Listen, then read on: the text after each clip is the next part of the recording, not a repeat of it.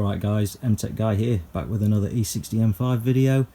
Now I know there's a lot of you guys out there that enjoy working on your car yourself as a bit of a hobby or just through necessity, getting the repairs done yourselves just to save a bit of money rather than paying a garage or a dealership. Now we ain't all got the luxury of a 4-post lift, 2-post lift or fully equipped workshop. I know that most of you out there are doing your thing yourself in your driveway, just like me. So today's video, we're going to take a look at how to safely jack up an E60 M5 and secure it on axle stands. So then that gives you the opportunity to get underneath, get them repairs sorted where they need access to the gearbox, the engine or the wheels off for the brakes or suspension.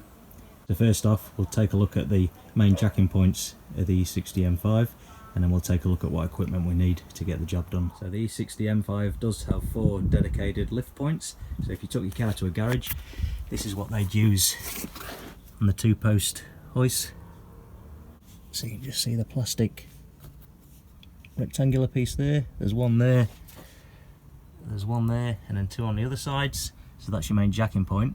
Now of course, if you're working in your driveway like myself, if you jack up on them points, then you can't drop it down on an axle stand. So what we'll be using them 4 points for today is to secure it on axle stands. So if that's where the axle stands are going, we need to find 2 more jacking points. There are 2 dedicated jacking points on the E60 M5. The first is at the front of the car.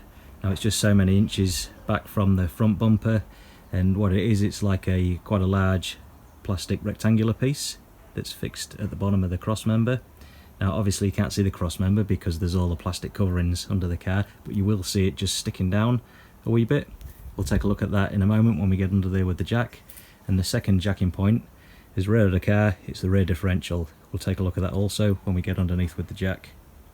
Now we'll go and take a look at what equipment we need. Okay, so we're going to need a decent jack, some axle stands, 4 of them, and then a pair of wheel chocks to chock the rear wheels as we jack the front of the car first. Now with the E60 M5 being not exactly a light car, you want to make sure that your jack and your axle stands are both rated to lift the weight of the car. Now I've probably gone a bit overkill here with the axle stands especially, but you're far better off doing that than having them not rated enough, and with the larger axle stands it gives you that bit of extra height also. Now what I use with the jack is just a block of wood, just to save these metal parts digging into the plastic too much and wrecking the plastic, so it just gives a wee bit of a sort of hard buffer. And we'll use a thicker piece when we jack up at the rear end with the diff. We'll take a look at that shortly. And you're going to want to make sure that your wheel chocks are reasonably large, substantial set, because the rear tyres on the M5 are pretty large. Now in the video, once it comes time to lower the car down onto the jack stands, you'll see that I'm using some wooden blocks here, just some real skinny ones. The only reason for that is because of this quite deep lip on my jack stands here. So what happens is that interferes with the angle of them plastic lift points on the car. So I just use one of these, so there's still a lip there, but just as a packer. But in most cases that's unnecessary. Most jack stands don't have a lip like that, so bad, or they've got enough width, so you don't worry too much about that. So first you're going to want to place your chocks under the rear wheels.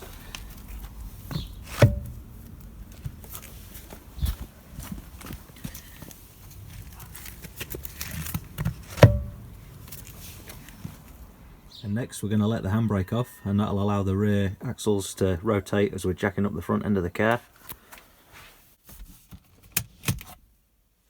Now I know there's a lot of guys out there that prefer to leave the handbrake on when they're jacking the front end of the car. I prefer to leave it off because you're essentially rotating the car like this, which is the same as the axle turning. I don't like it because it can stretch the handbrake cable a tiny bit, so I just make sure I've got the chocks in place. And then once the front end's up in the air, if you are just working under the front end of the car, just make sure you put the handbrake back on. Okay, so next we're ready to position the jack under the front end of the car. So we're going to be aiming for, let's see, that small plastic block right there. It's a few inches back from the front of the bumper. So we'll position the jack under there and then secure it in place and start pumping the front of the car up.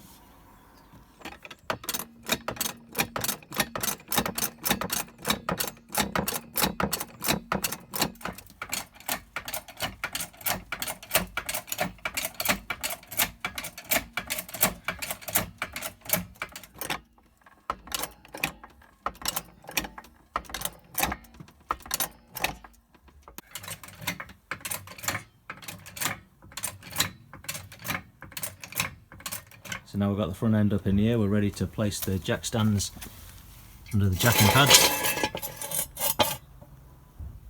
There we go, so we've got that nice and central, just ready to drop that back down. And then same on the other side.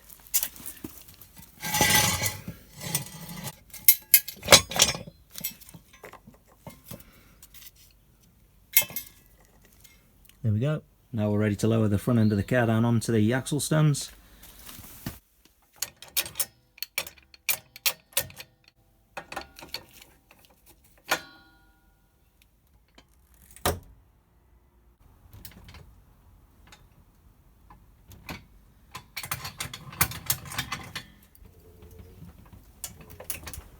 Okay, with the front end up in the air there, that's probably as far as you want to go if you're just doing like an oil change or front suspension repairs. But if you wanted to get to the gearbox or the exhaust or the centre section of the car or even the differential, you'll need to get the rear end of the car up as well. So we'll just go through that process now. Then if it's just the front end you're working on, before you get under there, just make sure the handbrake's back on so there's no chance it'll roll back even with them chocks in place. When it comes to jacking up the rear end of the car, we're going to jack it up from the differential there. Now you can see the rear cover plate on the differential on the M cars. On the M5 here it's made of aluminium, and you see it drops down like a cooler there as well. Looks like a bit like an egg crate. So the thing we've got to watch out for is we don't jack it on the rear cover because it'll break that aluminium. So we're just going to go in front of it onto the cast iron differential body, just in front of the rear cover there. So just to make sure we've got enough clearance, I've got a thicker bit of wood on the jack there, just so that allows that rear cover to drop down a bit without interfering with the jack.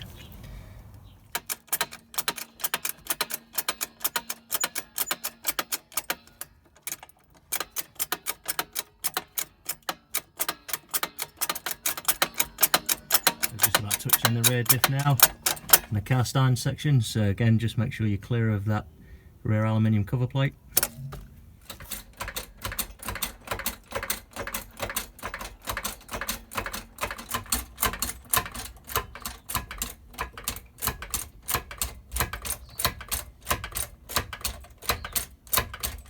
The rear of the car's high enough, we'll just position the jack stands.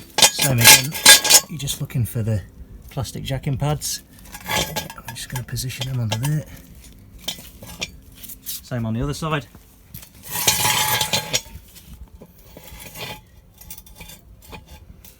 And then we'll lower the car back down. So there we have it. The car's now firmly down on its jack stands, nice and safe. Now what I will say is, before you do get under the car to do any work, you just want to be absolutely certain that this isn't going to fall. So just make sure all the axle stands look nice and sturdy, that they're still all planted firmly on the ground, that they haven't sort of cocked over either way. Give the car a good shake if you want to before you get underneath it, and then just feel free to use some extra sort of jacks without the weight on it. Just position them under the car, or even some further smaller axle stands. You just want to be certain that it isn't going to fall. But as always, just apply a bit of common sense, and if you feel uneasy about anything, just don't go any further and just reassess the situation.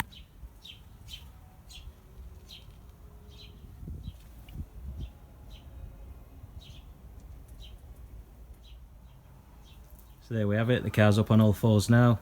So that's how you can gain access to the underneath of your car in your driveway to get all these DIY jobs done yourself, save yourself a bit of money. Okay, so if you enjoyed the video, don't forget to like and subscribe.